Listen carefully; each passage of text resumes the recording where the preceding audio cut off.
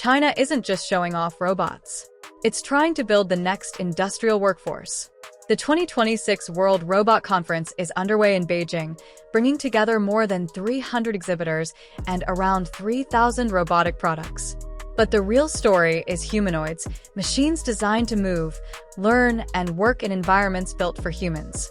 The goal isn't simply entertainment.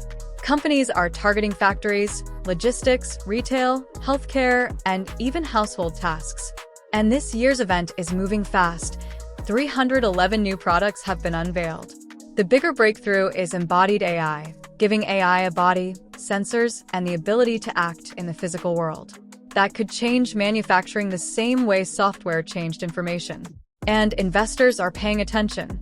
Unitree, one of China's leading humanoid robotics companies, made its Shanghai market debut this week, with shares surging dramatically. The question isn't whether robots are coming. It's how quickly they become economically useful.